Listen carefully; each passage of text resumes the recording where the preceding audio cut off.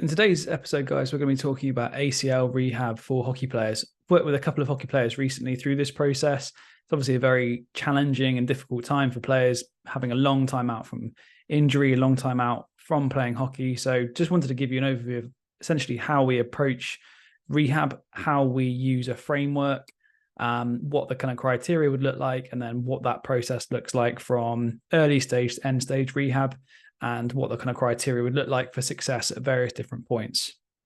So if we begin with the main problem for a lot of hockey players is there's a lack of criteria-based functional assessment. In other words, knowing what numbers they need to try and achieve, what tests to do, when they need to have achieved those bys, instead of simply time-based rehab. And generally speaking, criteria-based, so having numbers and something objective to aim for, is more preferable than time-based only. So generally speaking, a full ACL rehab post-surgery might be looking at between 9 to 12 months, sometimes quicker, sometimes longer. But if we only use time, then we miss out on a lot of functional assessment. It's very important that we know what the problem is and how to assess it first, and not just hope that time is going to solve all of those problems, because as we know from research, it's just not the case. You can't just go through a 9-month window of no full rehab and then expect to be fully fit and back to full performance in hockey and not risk re-injury, which I'll be talking about later as well. Okay, so that's the first problem to address.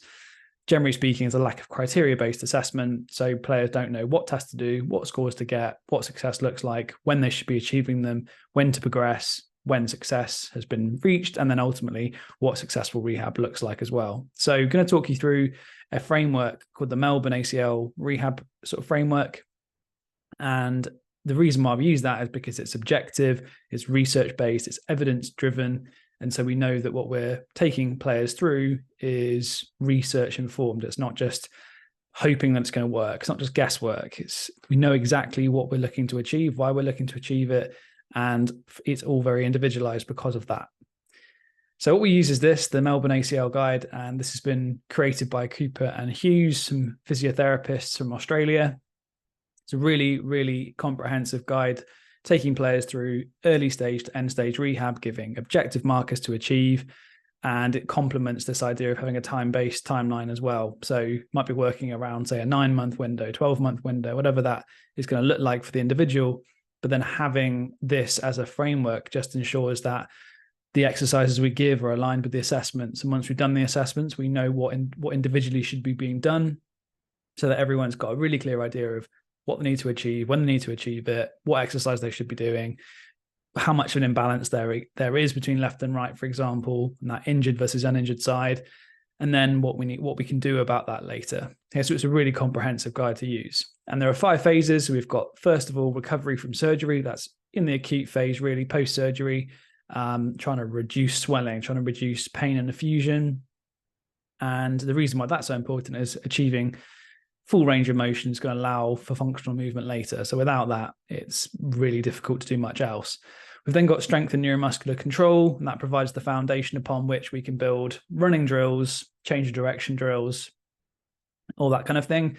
And in this phase, really, we're looking at things like balance, we're looking at tissue capacity, we're looking at having good control. Phase 3, we're then going to look at running, agility, and landing. So once we've achieved the criteria for phase 2, we can move on. And that's the theme here. You have to meet the criteria before you can move on. You can't just fly through these quickly. Running, agility, and landing includes things like change of direction drills, hopping and landing, being able to change direction on both sides equally. We've then got phase 4, return to sport, and that's obviously the kind of what most people would deem to be the end of the rehab phase, but it's not, because we've also got phase 5, which is prevention of re-injury. A lot of players go through the rehab process, get really strong, do really well, and then stop doing all the work. But I will show you at the end the statistics on this, that there's actually a very high chance of re-injury if you're not doing stuff to keep on top of that ongoing injury and ensuring that you're not allowing that injury to occur again, because there is a risk of it happening again if we're not careful. So here's a few different assessments. This is what we would generally do. So in phase 2, the reason why I've skipped this is because phase 1, generally speaking, is just allowing pain and effusion to happen. It's generally more physiotherapist led. It's a little bit more medical. So this isn't really something we tend to provide a great deal of overview on. It tends to be when people are able to begin loading, which is when we start working with people. So there are 6 different areas in phase 2. So we've got hamstring capacity, single leg balance, single leg squat, adductor capacity, calf capacity, and then back squat, which I've asterisks there because you can also use a single leg press, which actually for me is preferable because it's a unilateral movement and you're probably going to be able to isolate the imbalances and load that individual leg a lot more comprehensively than bilaterally. The reason why I've put that is because I just didn't have a video at the moment for a single leg press, but that would be my preference on a lower body maximal strength score. So what we're looking for in these tests is under 10% asymmetry, generally speaking. So if we've got a 40% difference in calf capacity, there's still a huge difference there. You wouldn't progress beyond this stage. There are also numbers that we try and aim for as well. Won't go into all the details because they haven't really got the capacity to do that in this video, but generally speaking, things like 25 calf raises and things like 20 single leg squats under control would be a kind of ballpark that we're looking to achieve there. Single leg balance scores we're looking to achieve, trying to achieve some adductor scores. And then obviously the strength scores, we're looking to try and get someone up to around about 1.5 times body weight of strength. The reason why something like a single leg press is useful, as I've said, is because you can isolate the limb.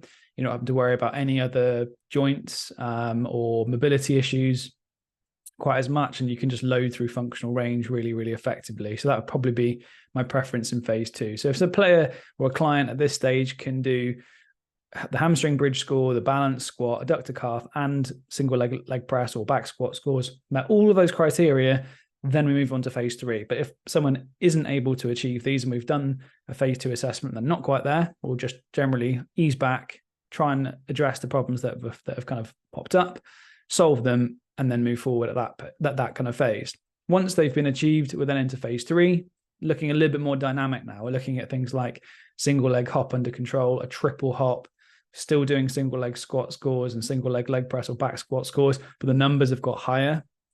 So as an example, in a single leg press, you're moving from like a 1.5 times body weight to 1.8 times body weight in a single leg press. In a single leg squat, you're moving from 20 to 25 plus in a single leg squat score. And then with the single leg hop, triple hop scores, we're looking for within 10% difference. We're looking for certain distances to be achieved, and we're looking for the kind of control element in there as well. So we want to make sure that there's really good joint positions, there's good control, there's not a lot of imbalance when we're landing. And that's then backed up by the ability to express high levels of force and also to have capacity and control through a single leg as well. Also within this section, we're looking at things like lateral components now, so side-to-side hops, really, really key. We're also looking at things like being able to increase the scores and the capacity beyond that initial baseline in phase 2. So we're still continuing to work on capacity and try and bump those numbers up, but the phase 2 kind of baseline's been met. So we're always working on all things all the time, but the focus just shifts depending on the phase we're in. So maybe phase 2 is going to be a lot more balance and capacity focused.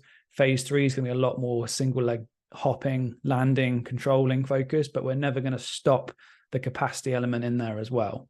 Once those have been achieved, we're then into phase 4, and that's going to be your return to sport phase. A lot of the assessments in phase 4 are similar to what's already been shown, but again, the numbers are just higher. So there's always this progression through bigger numbers, bigger scores, higher level kind of scores required to progress on. But the general testing from a functional assessment perspective is still going to be capacity, single leg control, single leg force expression, and then muscular control around different joints. But we've also got in this section a kind of questionnaire focus. And the reason for this is that it's also assessing a player's mindset at this stage around injury. Do they feel like they're fully functional, ready to go back? Do they feel like they're lacking a bit of confidence there with returning to sport? And if that is the case, they aren't able to go back yet. So for example, a question at the top there is, are you confident you can perform at your previous level of sports participation from a level of 0 to 10 or 0 to 100? And that's either going to be not confident at all or very confident. So if a player is scoring a 2 at this stage, they just are not ready to go back because they need to be confident in that knee, but also confident in themselves, confidence doing the movement that caused the injury to begin with, So it's multifaceted at this point, trying to make sure that a player isn't just functional from a physical perspective, but also functional from a mindset perspective, that they're confident and capable of doing what they need to be able to do in their sport, so they're not going to risk re-injury. Also at this stage, we'd probably be looking at incorporating training. So a full training week, making sure they can do that without any issues, that all the criteria have been met at every single stage, that all of the criteria for the questionnaires have been met. So as I've mentioned, the confidence element, if there's any kind of issues that are cropping up, for example, they're experiencing pain doing any movement in the week. Is there some kind of swelling that's popping up unexpectedly? If anything like that comes up, still not quite there yet. So it is very, very comprehensive, and you want to make sure that all of those elements have been ticked off and you've got every single test taken care of before you then move forward with the next phase. So from a functional perspective at phase 4, you'd be looking at hop tests, both single leg, triple hop, side to side hop, single leg squats. The capacity score is all in place. The balance score is all in place. All pain, swelling, and effusion is down and beyond, sort of below acceptable levels. The questionnaire scores all acceptable. The player feels confident and good to go, and they've completed a full training week.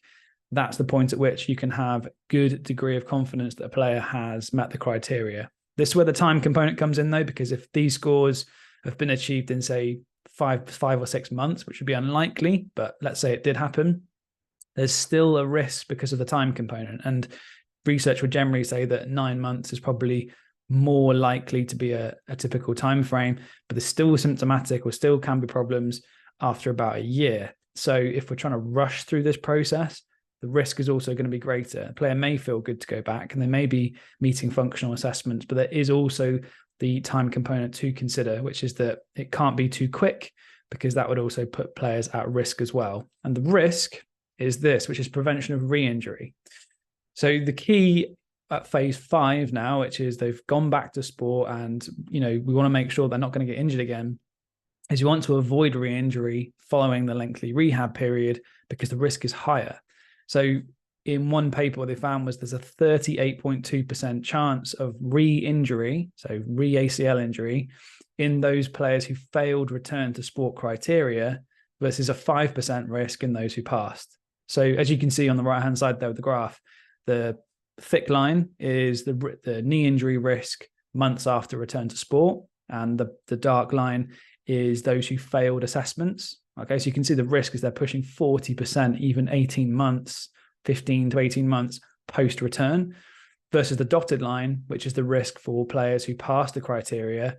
And you can see what happens to the risk there. It's just flat lines. So the reason why meeting all these criteria is so key is because it's not just about getting back, it's about not getting re-injured when you do so, even if you've met the criteria. So that, to round things off, is the key at the end here, is making sure that players don't get re-injured because they haven't met the criteria, which can be both time-based and criteria-based. But ultimately, we just don't want to make sure, we do want to make sure players are not getting injured because we haven't properly gone through this process. So that's given you a good kind of overview of what that different stage-based approach looks like, the framework that we would use, how we help players go back to sport, back to hockey, following ACL injury. And I hope that's given you a good overview of how our kind of coaching process would work as well. So if you'd be interested in that, you're perhaps a player who's suffered an ACL injury, or you're coming back from an injury similar to this, just drop me a message below or contact me on email, and we can have a chat through how that process would look for you, how our ACL rehab program will help you to get back on the pitch, and also not getting re-injured, because we don't want that 40% number to be you. So really, really good to kind of chat this stuff through. And if you need our help, just let me know.